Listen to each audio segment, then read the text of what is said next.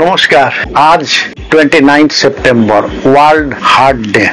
আমাদের জীবনে যা কিছু আছে সবই ওই হৃদয়টা ধকপক ধকপক করছে আর জীবনটা চলছে, তাই না? তো আসুন না আমরা একটু হার্ট নিয়ে কিছু কথা, যে কথাগুলো শুনলে আপনারাও আপনাদের হার্টের রক্ষণাবেক্ষণটা ঠিকঠাক করে করতে পারবেন। আসুন আমরা একটু শুনে নিই খুব অল্প সময়ের মধ্যে। চিকিৎসকদের অভিমত, কিছু কিছু অভিজ্ঞতা আদান প্রদান করবো চিকিৎসকদের থেকে অভিমত নিয়ে। আসুন আমরা শুরু করি সেই কথা। প্রথমে হচ্ছে হার্ট অ্যাটাক কি, ব্যাপারটা কি?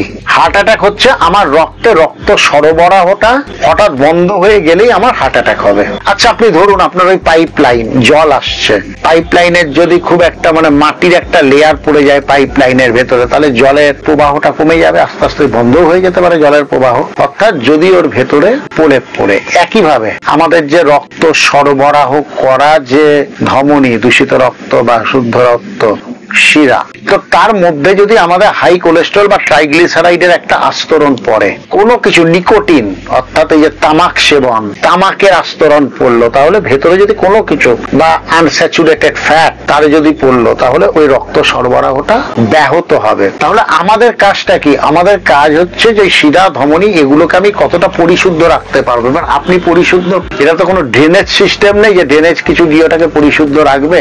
আপনার প্রতিদিনের খাওয়া দাওয়া আপনাকে ওই জায়গাটাকে পরিশুদ্ধ রাখতে, কত আনস্যাচুরেটেড ফ্যাট আপনি কত কম খাবেন, অর্থাৎ চর্বি জাতীয় স্নেহ জাতীয় খাদ্য আপনি কতটা কম খাবেন, এটার উপর নির্ভর করছে।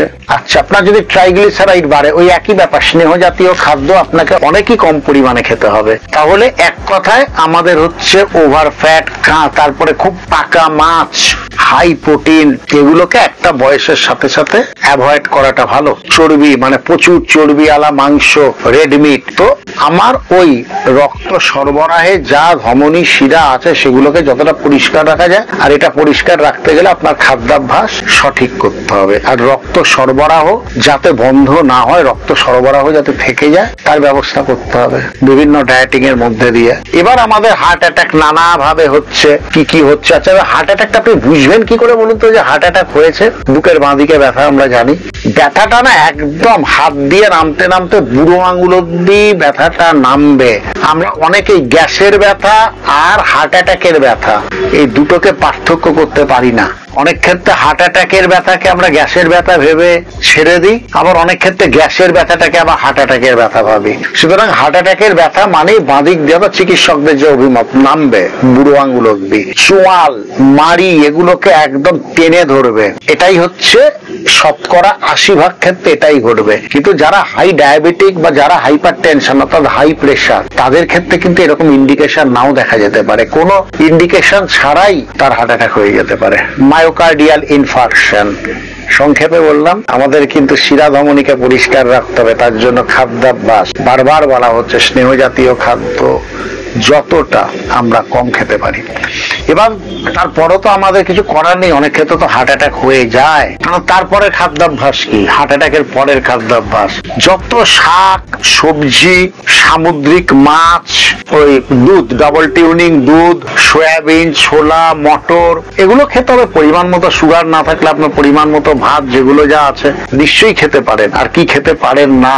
রেড মিট, পাকা মাছ, আর স্নেহ জাতীয় খাদ্য যথারীতি। কারণ অলরেডি আপনার রক্ত সরবরাহ কম হয়েছিল বলেই হার্ট অ্যাটাকটা হয়েছে। আবার যেন ওই জায়গাগুলোকে যেন পরিষ্কার, প্রবাহ পথ যেন ক্লিয়ার থাকে, তার জন্য সেই একই জায়গায়। তাই আসুন আমাদের হৃদয়ের ছন্দের পতন যেন না ঘটে, হৃদয় তার আপন ছন্দে চলুক। আর যতদিন আপন ছন্দে চলবে ততদিন তো চলবেই।